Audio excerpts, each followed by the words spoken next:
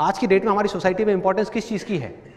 किस चीज की है? कि आपको आईआईटी में एडमिशन मिल जाए, आईआईएम्स में एडमिशन मिल जाए, आप पढ़ाई में टॉप कर जाओ, आप ये कर जाओ, वो कर जाओ। आप किसी को बोलोगे भैया अपने बच्चे को जाकर के चेस खिलाओ, उसकी जिंदगी बदल जाएगी, लोग हंसेंगे, उन्हें क्या बोल रहे हैं, पागल है क्या?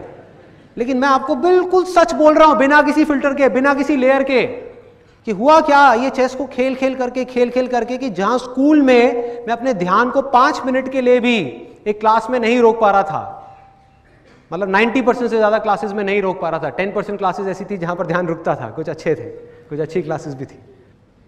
तो उसके बाद में क्या हुआ कि यहां पे चेस खेलते खेलते बाय डिफॉल्ट एफर्टलेसली खेल खेल में ऑब्जर्वेशन पावर्स अपने आप ही बढ़ गए। मतलब आप नहीं भी चाहोगे तो आपको अपने ध्यान को उस गेम में 2 घंटे तक, 3 घंटे तक, 4 घंटे तक लगा करके रखना ही पड़ेगा अगर आपको खेलना है तो।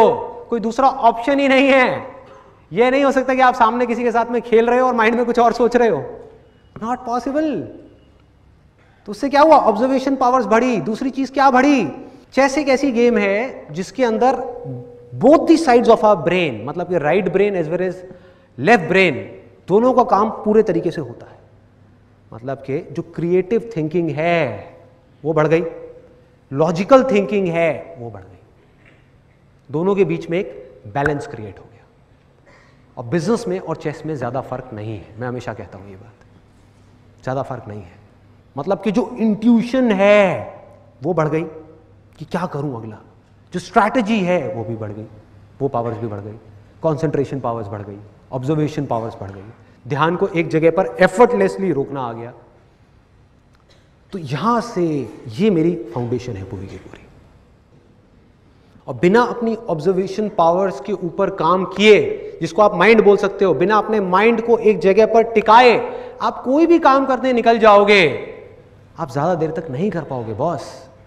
एक काम करोगे, एक फेलियर आया फिर हिल जाओगे, कोई प्रॉब्लम आई फिर घबरा जाओगे, कोई चीज सीखने जाओगे एकदम माइंड कहीं और भागने लग जाएगा। अपने माइंड को पूरी तरह से एक जगह पर रखना है और बड़ी से बड़ी मुश्किल आ रही है उसको बिना डर के फेस करना है। ये चीजें कहां से आएंगी? जब तक बॉडी, माइंड और सोल इन तीनों का इंटीग्रेशन नहीं होगा, ये तीनों एक साथ काम नहीं करेंगे।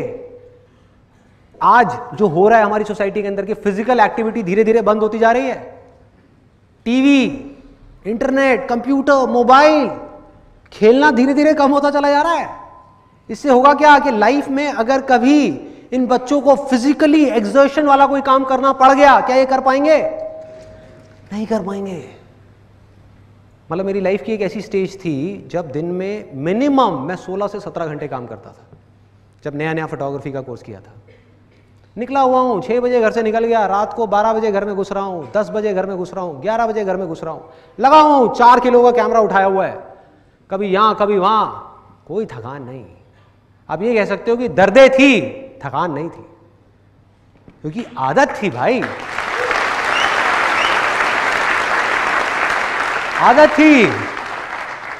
उस चीज की प्रैक्टिस ऑलरेडी मैं बचपन में अनजाने में कर चुका था 1000 बार।